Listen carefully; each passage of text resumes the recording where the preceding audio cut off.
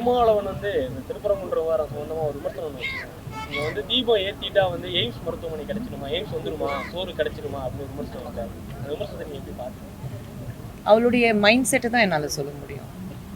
தீபம் ஏற்றிட்டா எய்ம்ஸ் வந்துருமானா, தீபம் ஏற்றிட்டா அவருக்கு மட்டும் எலெக்ஷன் நேரத்தில் கோயில் கோயிலாக போய் தலையில் தர்பை கட்டிட்டு போய் கையில் வேலை வச்சுட்டு கையில் வந்து எந்த கோயிலுக்கு போனாலும் அப்போ மட்டும் சூடு அந்த கையில் வாங்கிட்டு வணங்குங்கிறாருல்ல.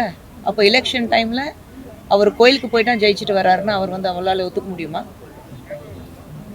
திருப்பரங்குன்றத்தில் தீபம் ஏற்றும் போது அது பாஜக சொன்னது கிடையாது.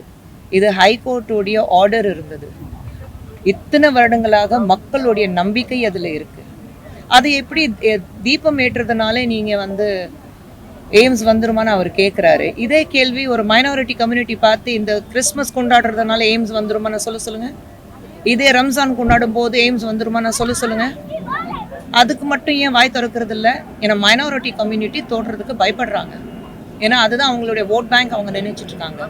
ஆனால் பாஜக பொறுத்த வரைக்கும் ரிலீஜன் ஒரு மதம் சான்றப்பட்ட எதுவுமே எங்களுக்கு ஒரு பொலிட்டிக்கல் மோட்டிவ் கிடையாது.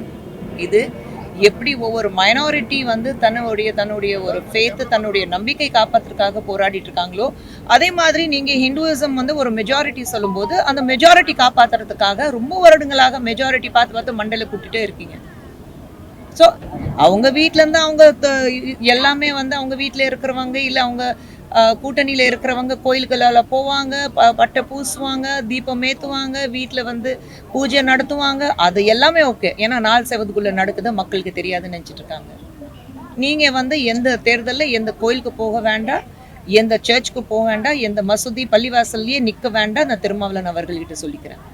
சர்ச்சுக்கு போறாங்க, ரம்ஜானுக்கு அந்த பண்டிகையில வாழ்த்து சொல்றாங்க, அதுலயும் கலந்துக்கிறாங்க. ஏங்க அதுக்கப்புறம் வந்து ரம்ஜான் ஆரம்பிக்கும் போது எதுக்கு ஈவினிங் வந்து இஃப்தாருக்கு போறாங்க?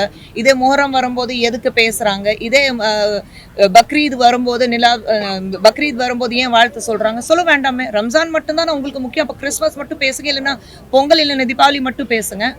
அது என்ன ஒரு திருப்பரங்குன்றத்துல இருக்கிறது வந்து ஒரு தீபம் ஏற்றுறதுக்காக இவர் இப்படி வார்த்தை சொல்லலாமா? இது மைண்ட் செட் தான் தெரியுது அவங்களுக்கு. மதச்சார்பின்மை அப்படின்ற பேர்ல மத வெறுப்புணர்வை திருமாவளவன் வெளிப்படுத்தாரு.